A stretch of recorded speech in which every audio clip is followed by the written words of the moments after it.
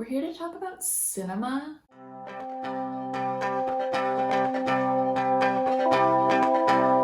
Before a single word about The Turning comes out of my mouth, I need to say this much. I have never made a feature film, and everyone involved in this production did. Making movies is incredibly difficult, and I hold a great amount of respect for all of the people who do it. That being said, I have seen a lot of movies. I've seen a lot of good movies, and I've seen a lot of bad movies, and I don't think that I'm speaking out of line when I say that this movie is a bad movie.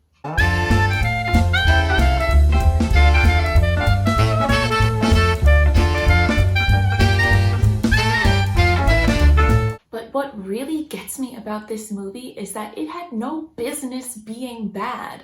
I cannot stress enough, I am not here to dunk on this movie. I was just incredibly disappointed by this movie. The cast is great. The director is incredibly accomplished and talented. The cinematography is gorgeous and the soundtrack rocks. So when you put that all together, it really begs the question, what went wrong? To answer that question, we're going to go all the way back to the 1800s. Not for long, don't freak out. The Turning is based on the novella The Turn of the Screw, written by Henry James in 1898. In the Penguin Popular Classics publication of the novella, it is described as a very young woman's first job, governess for two weirdly beautiful, strangely distant, oddly silent children, Miles and Flora, at a forlorn estate, an estate haunted by a beckoning evil. But worse, much worse, the governess discovers that Miles and Flora have no terror of the lurking evil, for they want the walking dead as badly as the dead want them. It is a fairly common debate in literary criticism whether or not the ghosts and apparitions seen by the governess are real or fabrications of her own mind, and the movie The Turning takes a definitive stance on this. Well, kind of, but we'll get there. Development for the movie that would later become The Turning began in 2016 as a passion project for Steven Spielberg. Originally titled Haunted, the movie was set to be directed by Spanish director Juan Carlos Fresnadillo, who is most known in America for his apocalyptic horror movie 28 Weeks Later. As the time to shoot this version of the movie came closer, DreamWorks hired screenwriter Scott Z. Burns, writer of the unfortunately very timely 2011 film Contagion, to do some very minor rewrites on this script.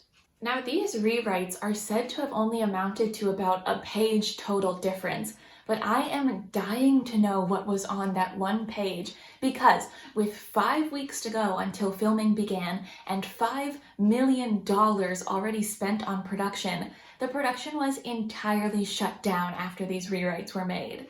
Some sources say that the order came directly from Spielberg himself, while others say DreamWorks Studio was the one that pulled the plug, but either way, that's pretty juicy. According to an article in The Hollywood Reporter, after the changes allegedly made to the title, characters, and action of the movie were deemed enough of a problem to cancel production, the decision was made to fire director Juan Carlos along with Scott. Production then carried on in search of a new director, using the original script written by the Hayes brothers, who are known for the 2005 remake of House of Wax, as well as the Conjuring series. And this takes us down the path that leads us to the Turning movie that we have today.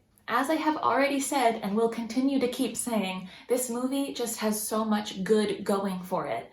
And this began in 2017 when they found their new director, Floria Sigismondi. Floria has spent the past 3 decades making some of the most incredible music videos for artists such as Christina Aguilera, David Bowie, Katy Perry, and Marilyn frickin' Manson.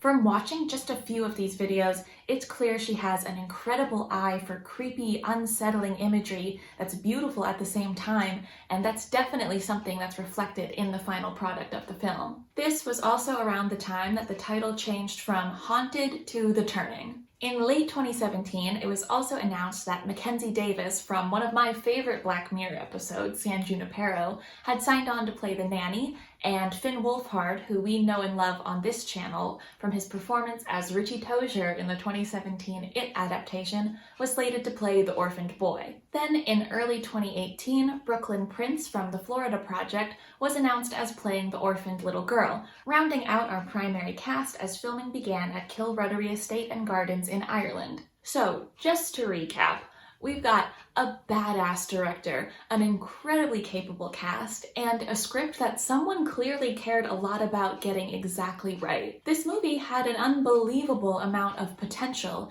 and yet it ended up being the 21st movie in history to receive an F rating on CinemaScore based on audience opinions. So, what's not to like?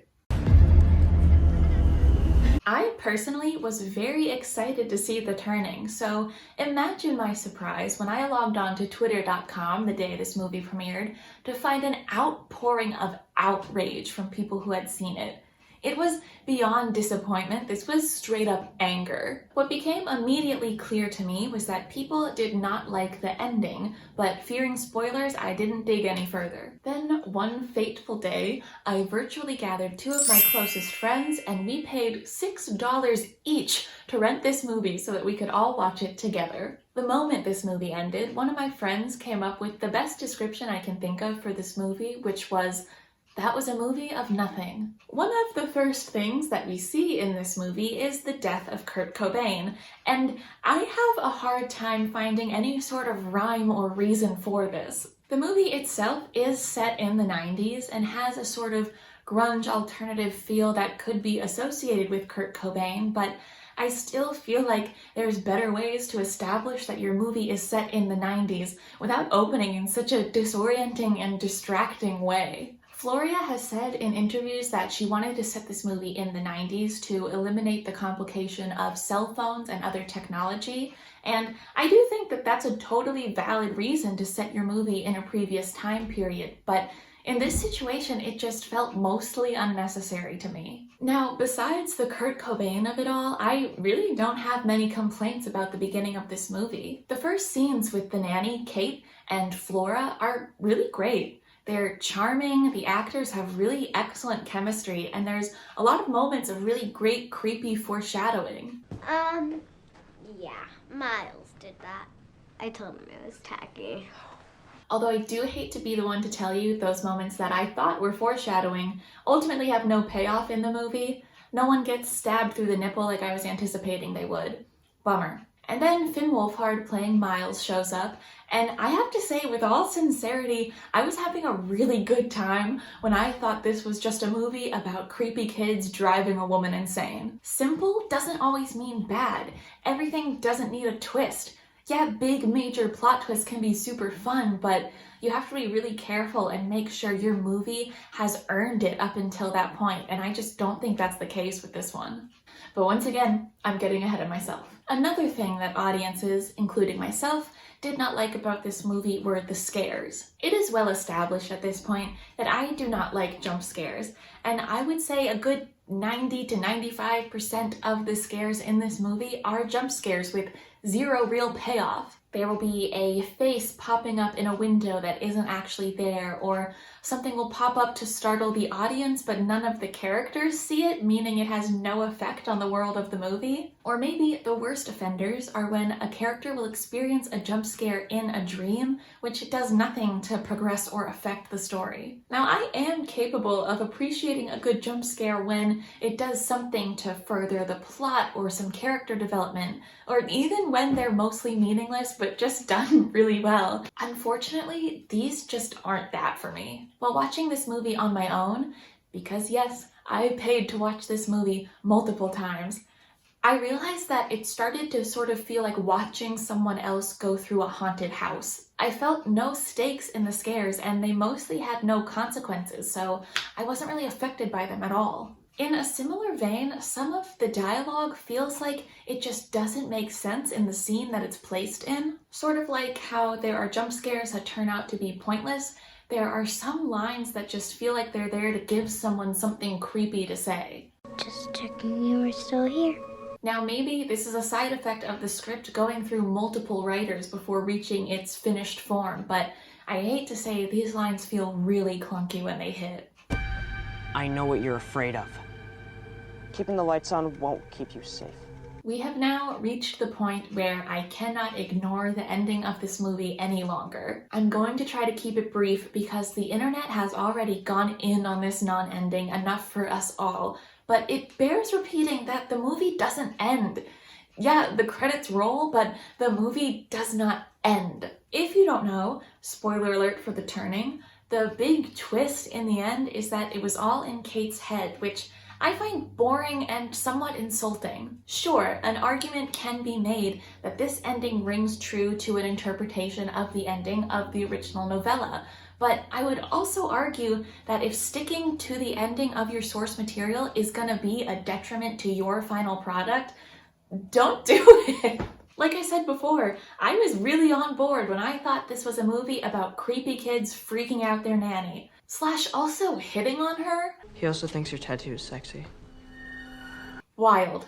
This was complicated a bit when they introduced the backstory of the previous nanny being murdered by the estate's writing instructor, Quint. Quint was predatory and abusive towards the former nanny, and it is later revealed Miles as well, and it seems as though his ghost is the one terrorizing Kate and haunting the manor. That is until the movie ends and we learn that everything we saw was just happening in Kate's head and wasn't real at all and didn't matter. The credits start rolling in the middle of Kate screaming as someone who we can presume to be her mother turns around.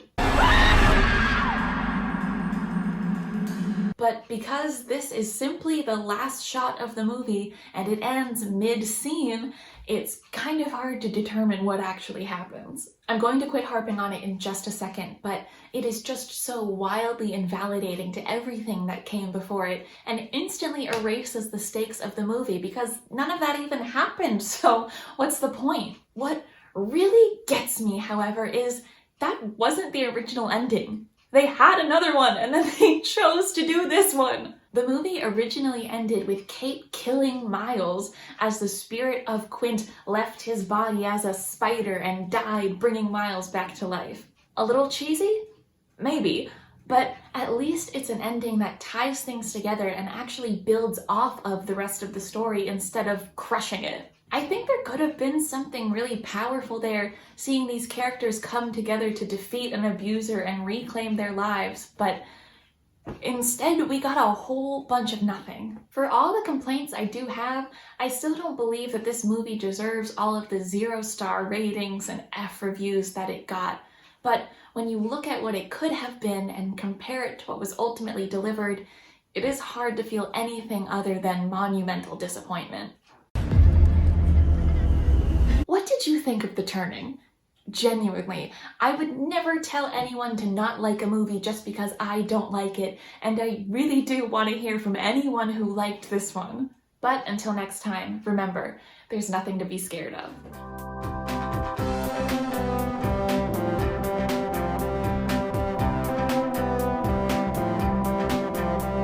Finn Wolfhard owes me money.